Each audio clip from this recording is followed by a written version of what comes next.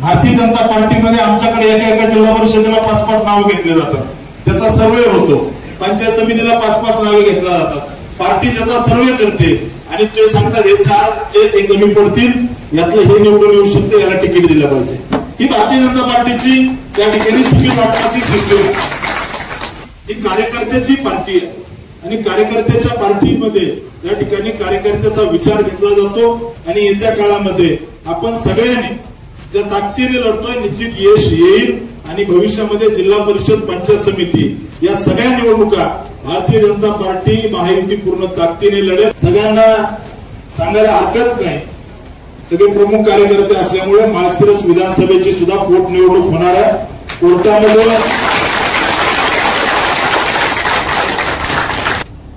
नातेपुतेत काम करण्याचा प्रयत्न केला, रेल्वेचा विषय मार्गीला लावण्याचा प्रयत्न केला, रेल्वेचा विषय मार्गीला लागला. आता ऍक्विजिशन कधीही चालू होतं, नीरा देवगरचा विषय संपूर्णपणे मार्गीला लावला. आणि कोणी उद्या पदयात्रा करू काय करू, माझं काय म्हणणं नाही पदयात्रा करायला. 70 वर्ष तुम्ही काय झोपला तर पदयात्रा करायची.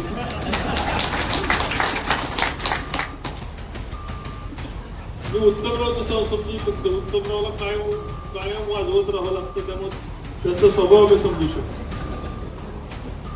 पण जी त्या कार्यक्रमात भाषण करतात त्याला AIBP काय माहिती नाही, CWC काय माहिती नाही, PIB ची कमिटी माहिती नाही, उभं बसले ढाका.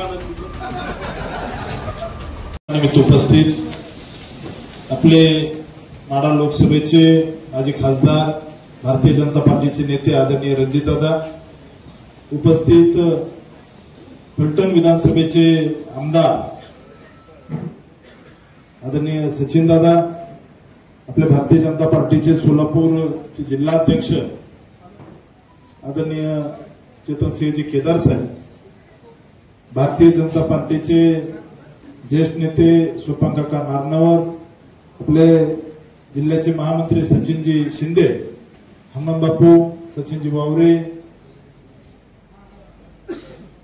या ठिकाणी उपस्थित आपले भारतीय जनता पार्टीचे तालुका अध्यक्ष शरदजी मदने,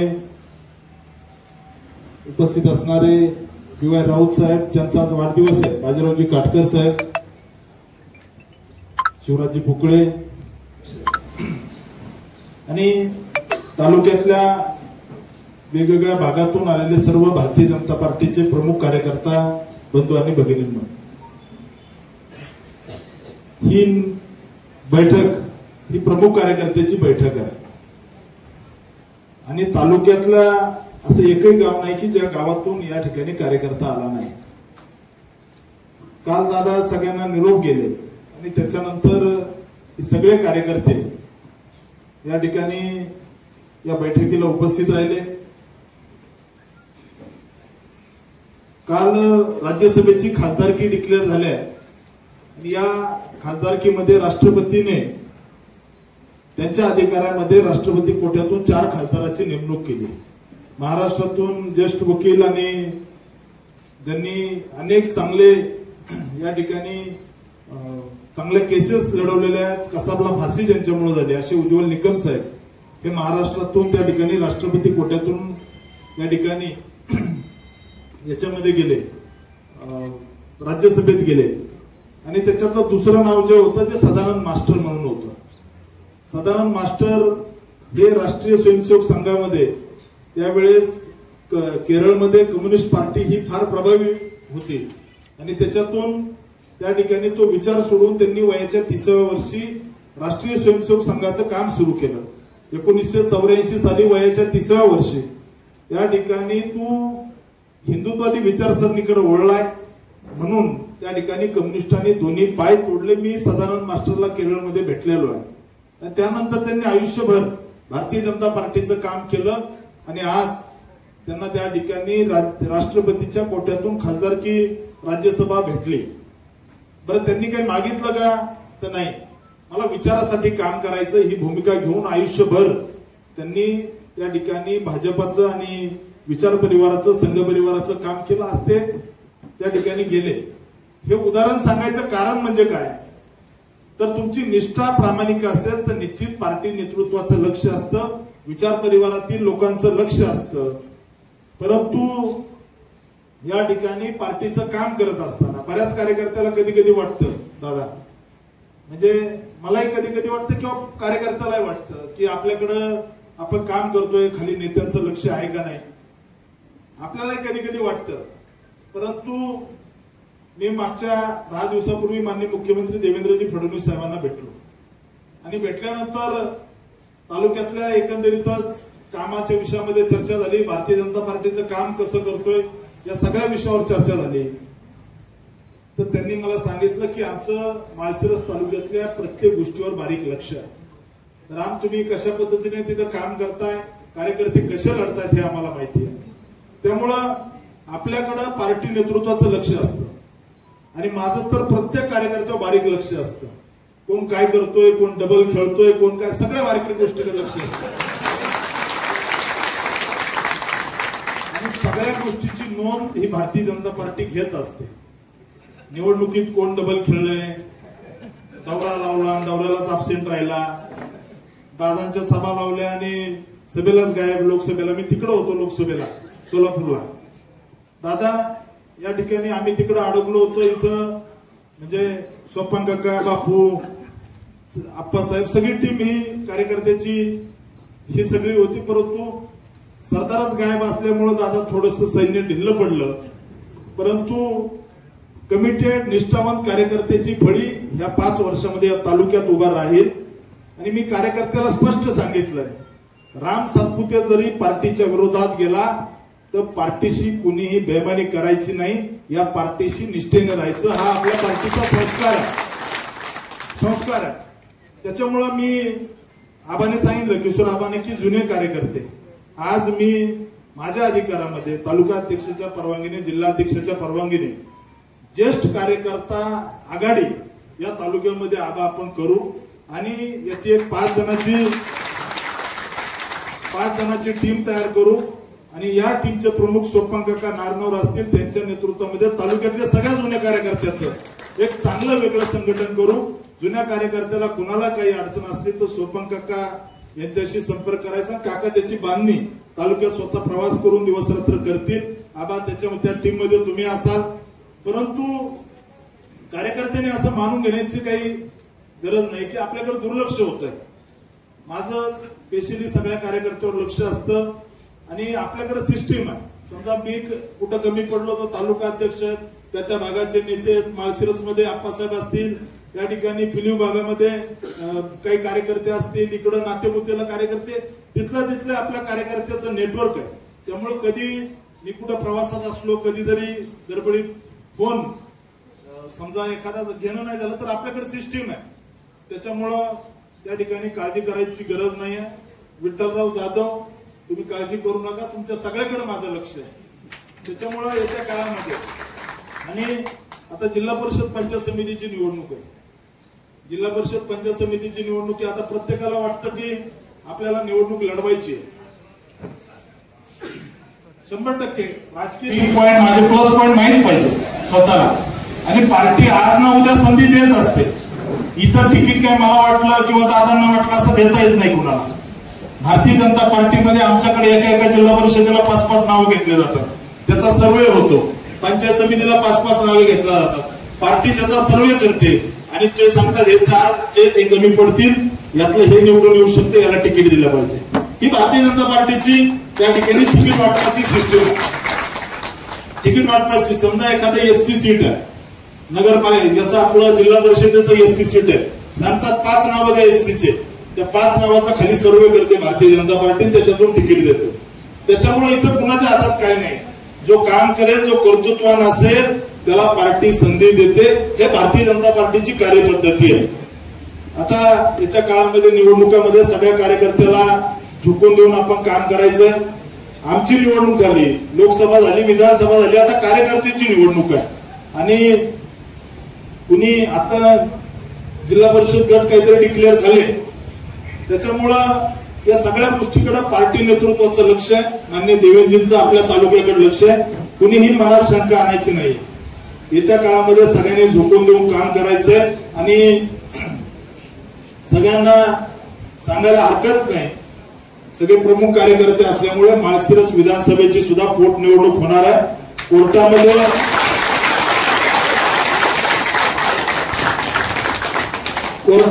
तारखा सुरू झाल्या. 30 जुलै ही त्या असणाऱ्या खोट्या जातीच्या दाखलेची केस पडलेली आहे, सुरू झालेली आहे. त्यामुळं येत्या काळामध्ये त्याची सुद्धा इच्छा आपली सगळ्याची पूर्ण होईल. परंतु कार्यकर्त्यांना माझी विनंती आहे की पार्टी नेतृत्वाचं आपल्याकडे लक्ष नाहीये असं कधी मनात येऊ देऊ नका, कधी मनात येऊ देऊ नका. प्रमुख कार्यकर्ते किंवा अतिशय तळागाळातल्या कार्यकर्त्यावर मी लक्ष ठेवणारा कार्यकर्ता आहे. येत्या काळामध्ये कार्यकर्त्यांना मंडळाच्या कार्यकारिणीमध्ये संधी देऊ, जिल्ह्याच्या कार्यकारिणी त्याच्यामध्ये संधी देऊ, किंवा काही प्रदेशावर काल परवा आपल्या आबासाहेब दाईंचे इथला हा एससी मतदारसंघ असल्यामुळं आणि आदरणीय संजीवनीताई पाटलांपासून गेली अनेक वर्षापासून ते भाजपचं काम करतात. त्याच्यामुळे एससी मतदारसंघ असल्यामुळे येथून एससीचा एक राज्य कार्यकारिणीवर त्या ठिकाणी पाठवायचं होतं. त्यावेळेस माझी आणि खासदार साहेबांची चर्चा झाली आणि जुना कार्यकर्ता आपला त्या ठिकाणी राज्य परिषदेवर निवडून गेला पाहिजे, याच्यासाठी त्यांची आपण निवड केली. मला आपल्या सगळ्यांना आश्वस्त करायचं की भारतीय जनता पार्टी ही कार्यकर्त्याची पार्टी आहे आणि कार्यकर्त्याच्या पार्टीमध्ये या ठिकाणी कार्यकर्त्याचा विचार घेतला जातो आणि येत्या काळामध्ये आपण सगळ्यांनी ज्या ताकदीने लढतोय निश्चित यश येईल आणि भविष्यामध्ये जिल्हा परिषद, पंचायत समिती या सगळ्या निवडणुका भारतीय जनता पार्टी महायुती पूर्ण ताकदीने लढेल. आपण सगळ्यांनी मिळून या ठिकाणी आपले नेते देवेंद्रजी फडणवीस साहेब यांचे हात बळकट करण्यासाठी आपण सगळ्यांनी येत्या काळात काम करावं आणि आपण सगळे कराल अशी आशा अपेक्षा व्यक्त करतो आणि थांबतो. धन्यवाद. जय हिंद, जय महाराष्ट्र. माझी खासदार आदरणीय दादांना विनंती करतो तुम्ही मार्गदर्शन करा.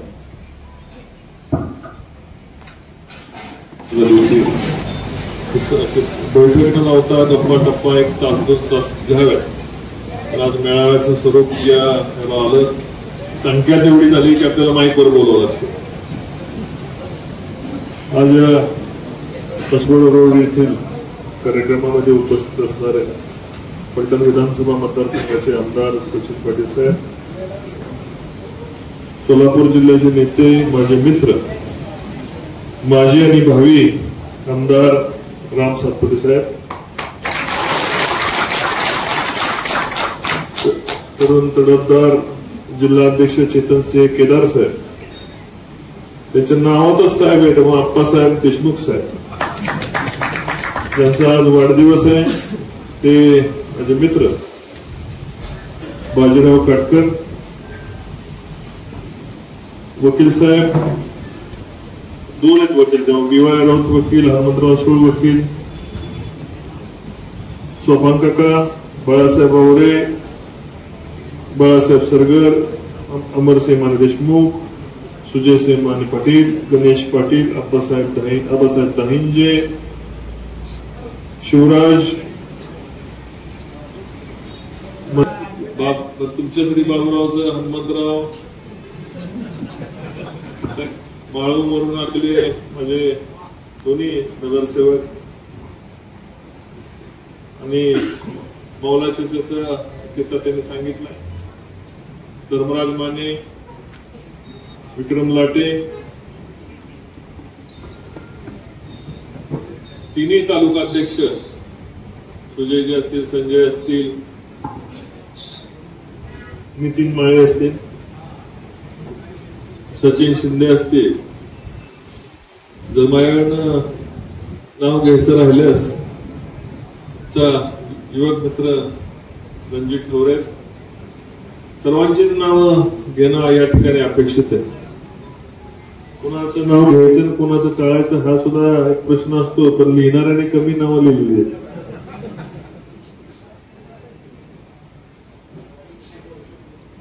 मुद्दाम होऊन या ठिकाणी मी फलटणचे आमदार सचिन पाटलांना या ठिकाणी बोलवलं.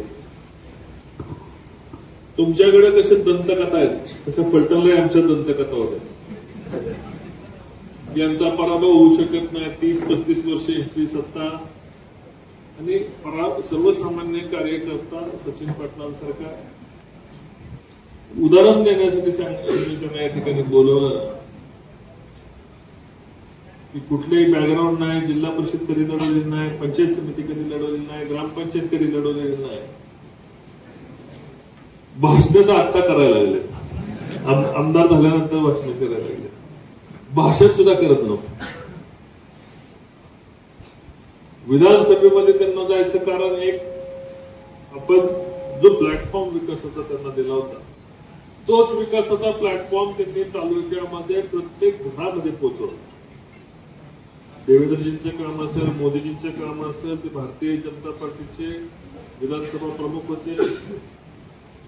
फलटणची जागा राष्ट्रवादी काँग्रेसला गेली, मैदान सोडून चालत नव्हतं, त्यामुळे राष्ट्रवादीनं उभा राहायचा निर्णय घेतला. अजितदादांनी त्यांना चांगली ताकद दिली. अजितदादांच्या सभा फलटणमध्ये 2-3 सभा झाल्या आणि अजितदादांनी चांगल्या ताकदीने मदत केली. फलटणचं परिवर्तन होणार हे राजकारणात काम करणाऱ्या माणसाला कळत असतं. मी विधानसभेलाही मला माहिती होतं की, कारण विधानसभेला फिरताना रामभाऊ या ठिकाणी नव्हते, मी जयाभाऊ होतो लोकसभेला, आणि जयाभाऊ माझ्यापेक्षाही जास्त तळागाळात गेले होते. आणि लोक सांगायची की राम सातपुतेंनी ज्या पद्धतीने काम केलं, आमची जयाभाऊची चर्चा व्हायची. कदाचित राम सातपुते पलीकडून लोकसभेला उभे नव्हते तर विधानसभेत लोकसभेचे चित्र त्या काळामधले या ठिकाणी फरक पडला असतो. आणि मला तुम्हाला सांगायचंय की ज्या पद्धतीची निवडणूक तुम्ही सर्वांनी लढली, राम सातपुते उमेदवार होते पण तुम्ही प्रत्येक जण उमेदवार म्हणून लढला, ही लढाई महाराष्ट्राच्या इतिहासामध्ये निघून गेली. मला तुम्ही सांगा, एक मोहिते पाटील असते तर काय झालं असतं? काय झालं असतं? किती मतांनी धुराळा झाला असता? म्हणजे मोहिते पाटलांना त्यांनी नाकारलं लोकांनी. एकटा उत्तम असतं काय झालं असतं?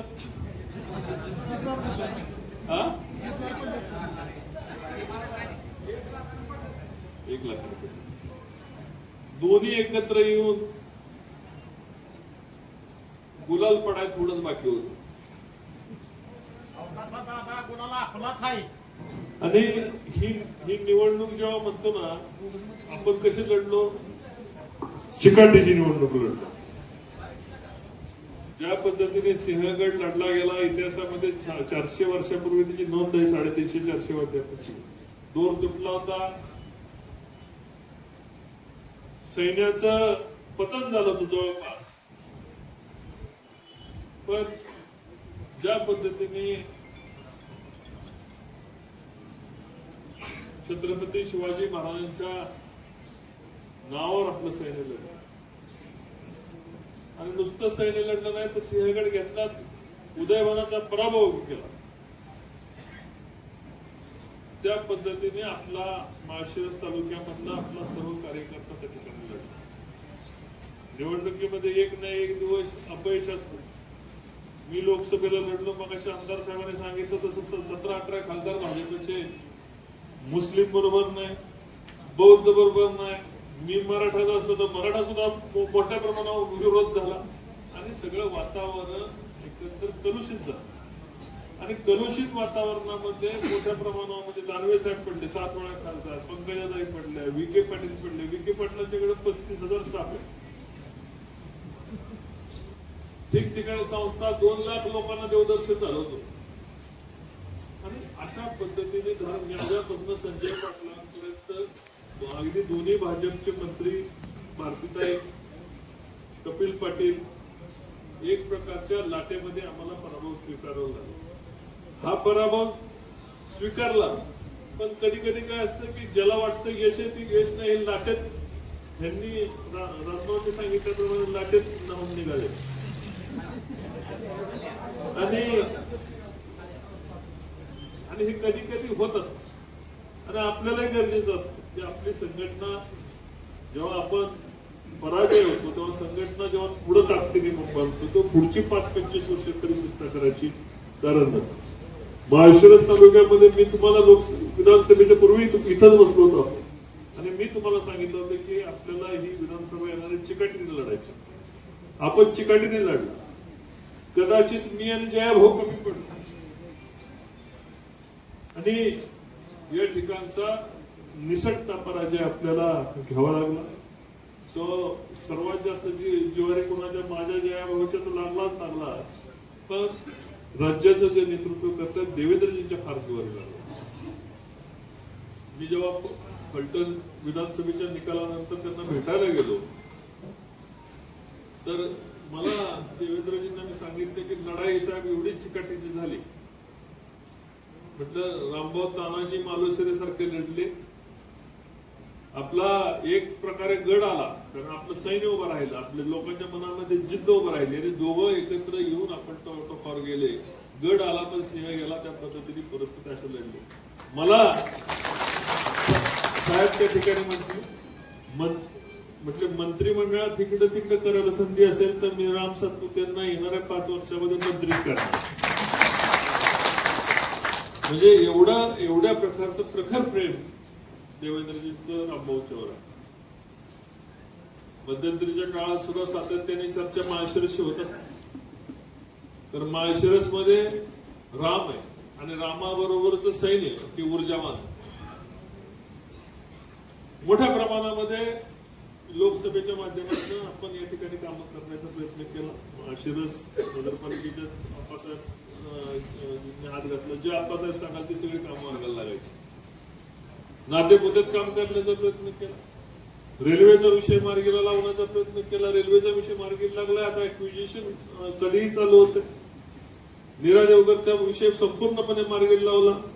आणि कोणी उद्या पदयात्रा करू काय करू, माझं काय म्हणणं नाही पदयात्रा करायला. 70 वर्ष तुम्ही काय झोपला तर पदयात्रा करायची.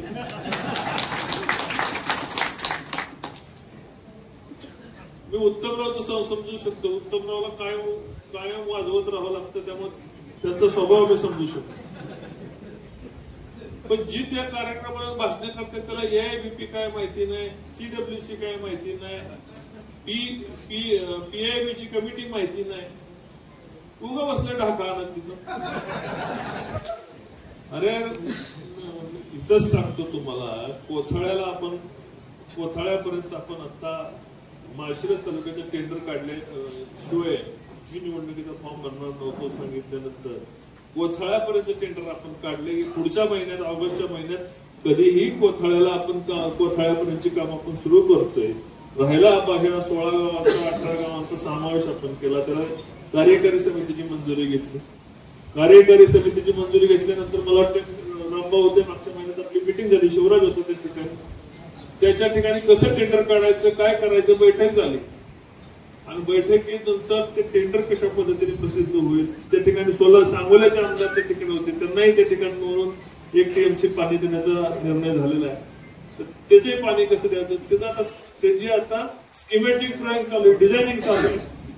म्हणजे कधी झालं नाही 70 वर्षामध्ये या ठिकाणी नीरा देवगरचा विषय सोडा, इतर कुठले रेल्वेचा प्रश्न असू किंवा कुठला प्रश्न असू, नीरा देवगर 20-25 वर्षातले, पण त्याच्या आधीच्या रेल्वेचा प्रश्न कुठल्याही प्रश्नावर नुसत्या घोषणा नुसती आश्वासनं झाली, पण कधीही या ठिकाणी कधी एमआयडीसी तुम्हाला 70 वर्ष तुमच्या घरात सत्ता आहे, कधी एमआयडीसी तुम्हाला करू शकला नाही. तुम्ही का लोकांना उद्योग देऊ शकला नाही? कारखान्याची अवस्था तुमच्या काय, पतसंस्थेची अवस्था काय, बँकांची तुमची अवस्था काय. आणि तुम्ही समाजाचं नेतृत्व करताना खुल्या मनाने ताट मानेने देवेंद्रजींकडे जाता. ज्या देवेंद्रजींवर आपण लोकसभेला टीका करता, आश्चर्य वाटतं मला. आणि याला काय म्हणते त्याला शब्द सापडत नाही, नवीन शब्द निर्माण करावा लागणार आहे मला. नाही ती कमी पडते. नवीन शब्द निर्माण यांच्यासाठी करावा लागणार आहे. कर्तृत्वाच्या नावाने रेल्वेचा प्रकल्प कुणी मंजूर करून आणला, कुणी त्याच्यावर पैसे टाकले, ह्या ठिकाणी पैसे कसे मंजूर झाले, डिझायनिंग त्याचं चेंज करावं लागलं, सगळ्या गोष्टी हे रेल्वे मंत्र्यांनी सांगितलेल्या. आज सुद्धा तेच रेल्वे मंत्री, दुसरे रेल्वे मंत्री नाही. तरी सुद्धा माझं घ्या माझं घ्या माझं घ्या. कोथाळ्यापर्यंत नीरा देवगरच्या कामाच्या निविदा झालेल्या आहेत, वर्क ऑर्डर सुद्धा झालेली आहे. देवेंद्रजींची वेळ मिळाली की पुढच्या महिन्यामध्ये त्याचा शुभारंभ 964 कोटी रुपयाच्या कामाचा राहिलेला 22 गावाचा त्याचा समावेशाचा विषय कुणाला माहित नव्हता. 22 गावाचा समावेश झाला पाहिजे, त्याला त्या लोकांना न्याय मिळाला पाहिजे, त्याचं इरिगेशन झालं पाहिजे. संपूर्ण दिवस रात्र जागून त्या ठिकाणी एक्झिक्युटिव्ह इंजिनियर बरोबर बसून त्या ठिकाणी शेवटपर्यंत अगदी शिंगुर्णी बचेरीपर्यंत पाण्याचा पाईपलाईन कशी करायची ह्याचा स्कीमॅटिक ड्रॉइंग तयार झालं. कार्यकारी समितीची मंजुरी घेतली आणि येणाऱ्या 1-2-4 महिन्यामध्ये ते सुद्धा विषय संपून जाणार आहे. कारण त्या ठिकाणी ज्या ठिकाणी आपण कोथळा इथे शुभारंभ घेणार आहे त्या 22 गावाला त्या ठिकाणी जोड करण्यासाठीचा पंप हाऊस तिथं करणार आहे. त्याचे सुद्धा पैसे त्यात घेतलेले आहेत. त्यामुळे काम 22 गावात सुद्धा चालू होणार आहे. त्याच्यामध्ये कुठली शंका बाळगायची कारण नाही. हे देवेंद्रजींच्या नेतृत्वाखाली आम्ही काम करतो. आम्ही खोटं बोलायची आम्हाला सवय नाही. मी वर्षाने म्हणत पुढच्या महिन्यात म्हणतो. येणाऱ्या महिन्याभरामध्ये जेव्हा पुढच्या महिन्यामध्ये ऑगस्टच्या कधी देवेंद्रजींचा वेळ मिळाला की कोथाळे कोराळे काय कारुंडे या सगळ्या गावांमध्ये निरादेवरचं काम चालू होईल आणि राहिलेल्या 22 गाव आणि मेन लाईनचं काम येणाऱ्या 5-6 महिन्यात त्याची निविदा निघेल आणि माळशिरस तालुक्यातल्या पुढच्या वर्षीपर्यंत तेही काम मार्गीला लागेल. अशा पद्धतीचं आपण प्रयत्नशील आहोत. रामभाऊ आणि मी सातत्याने त्याचा पाठपुरावा करतोय. मला ज्या पद्धतीने आपण पालखी महामार्ग मार्गी लावला, पालखी महामार्ग मंजूर होता तर म्हणून नाही मी मंजूर केला. देशाचे पंतप्रधान त्यांची इच्छा होती की त्याला करावा. पण ज्या पद्धतीने त्याचा पाठपुरावा करून लोकांना पैसे मिळवण्यापासून पालखी महामार्गाचं काम करण्यापासून आज पालखी महामार्ग अतिशय सुंदर पालखी महामार्ग झालेला आहे. छोटी मोठी कामं एवढी झाली, 400-500 कोटी रुपयाचे रस्ते दिले. कधी नारळ फोडायला आपण आम्हाला बोलवलं नाही, कधी बोर्ड आमचे लावून दिले नाहीत. पण जे झालं ते झालं, जे झालं ते झालं. पण मला तुम्हाला सांग, जे भारतीय जनता पार्टीवर प्रेम करतात त्या लोकांनाही माहिती आहे की खंबीरपणे ताकदीने आम्ही सत्ता असो नसो तुमच्या पाठीमागे उभा आहे. येणाऱ्या जिल्हा परिषद पंचायत समितीच्या निवडणुकीमध्ये ज्या पद्धतीने आपण विधानसभेला कंबर कसून काम केलं होतं, स्वतः उमेदवार म्हणून काम केलं होतं, त्याच पद्धतीने आपल्याला काम करायचं. मला वाटतं 9 जिल्हा परिषद गट असतील आपले, 9च्या 9 गट ताकदीने लढवायचे. प्रसंगी आपल्याला राष्ट्रवादी आहे, सदाभाऊंचा पक्ष आहे, रयत क्रांती आहे, आरपीआय, त्याच्याबरोबर दौलतनानांचा पक्ष आहे. हे सर्व छोट्या मोठ्या सर्व घटकांना बरोबर घेऊन आपल्याला सर्वांना बरोबर घेऊन या ठिकाणी आखणी करावी लागणार आहे. प्रत्येक पक्षाला कुठं ना कुठं तर न्याय द्यायचा आपल्याला प्रयत्न करावा लागणार. आणि येणारी जिल्हा परिषदेची पंचायत समितीची निवडणूक ही मोठीच असते. रामभाऊ म्हटल्याप्रमाणे उद्या जर विधानसभेची निवडणूक लागली तर ती तयारी आपल्याला जिल्हा परिषद पंचायत समितीच्या निवडणुकीमधून दिसणार आहे. मला तुमचं सगळ्यांचं अभिनंदन करायचं आहे की विधानसभाच्या पराभवानंतर सुद्धा पाटलांच्या प्रवेशाला आम्ही पिलविलं होतं. अनेक लोकांचे प्रवेश लाईनीमध्ये, अकलूज मधले पण लाईनीमध्ये, बरोबर ना,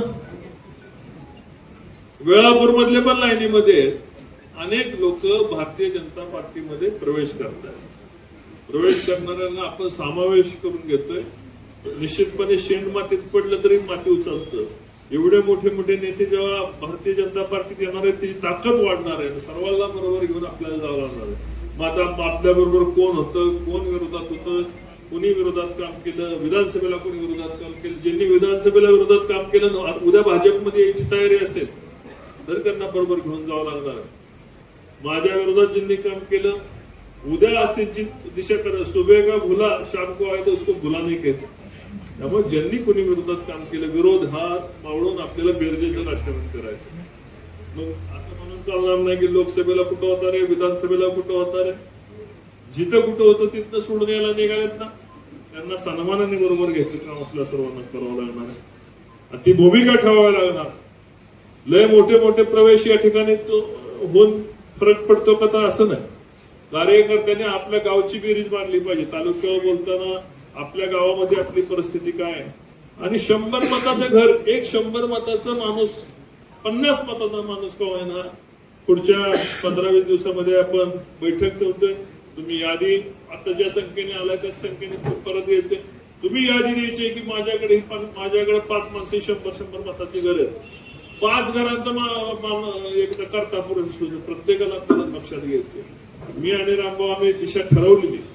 छोट्या मोठ्या वाडी वस्तीवरच्या आपल्याला सरपंच नसला आला, जिल्हा परिषद सदस्य नाही आला चालतंय, पण वाडी वस्तीवर जो माणूस ज्या माणसाला आतापर्यंत सन्मान मिळाला नाही अशा माणसाला सन्मान त्या ठिकाणी देऊन चर्चा करायची आणि त्या माणसाला भारतीय जनता पार्टीमध्ये आपल्याला तेच काम सचिन पाटलांनी त्या ठिकाणी केलं म्हणून ते फलटणचे आमदार आहेत. निश्चितपणे हाच फरक मला तुम्हाला सांगायचा. तुम्ही फार मोठा विचार करू नका.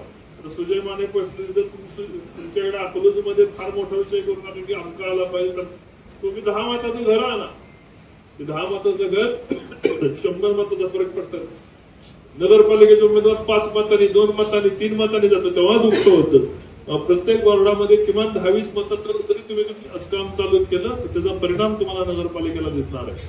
आणि नगरपालिका अकलूजची नगरपालिका माळशिरस नातेपुते तर नगरपालिका वन साइड होत्या. मला त्याच्यावर चिंता करायची गरज नाही. आता आपल्याला अकलूज नगरपालिका करायची. म्हाळुंगमध्ये आपल्याला अंतर्गत वाद आहेत ना, त्याच्या काय जापूड सरपंच मिटवायचेत का नाही शेजारची वाद.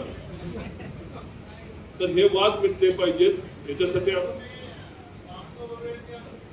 आम्ही येतो, दोघं पण येतो.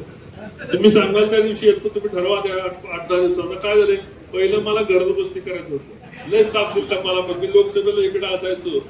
मग मला तेव्हा घर दुरुस्ती केलं, पाया मजबूत केला, फलटण मजबूत केलं आणि मग आता आपल्याला सन्मानाने बाहेर फिरता येते.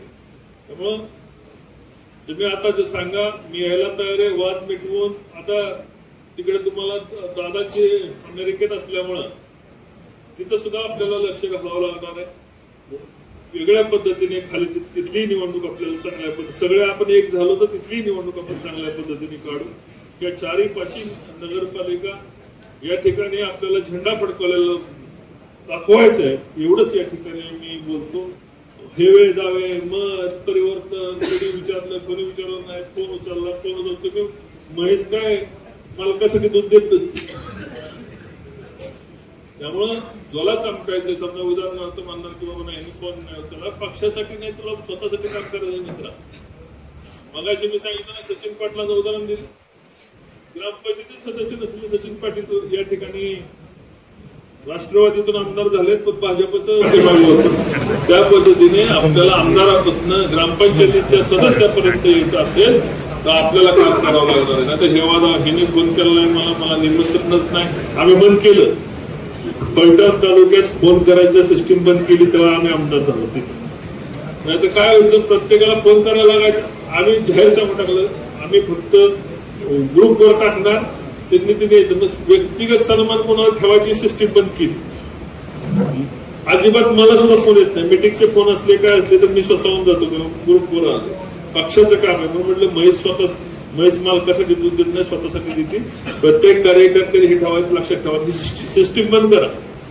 तुमच्या एकदा ग्रुप तयार झाले ना 4-4 दिवस टाका, SMS टाका, पण मला फोन आला पाहिजे, मला निमंत्रण मिळालं पाहिजे तरच मी त्या ठिकाणी ही सिस्टीम बंद करा.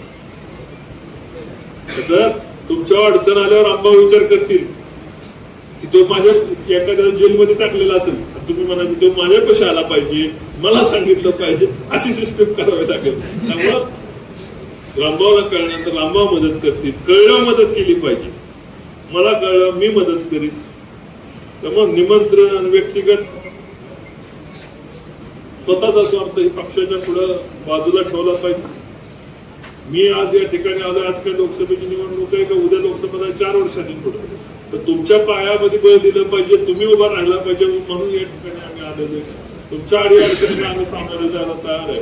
तर तुम्ही ज्या पद्धतीने विधानसभेची चर्चा आपल्या महाराष्ट्रात झाली, आता चर्चा होऊन चालणार नाही. आपण लढाई तर लढलो, आता अंतिम गुलालाची लढाई लढावं लागणार आहे. आणि गुलालाची लढाई कधी लढतो, जेव्हा आपण स्वतःला विसरतो. मी विसरला की मग विजय शक्य होतो.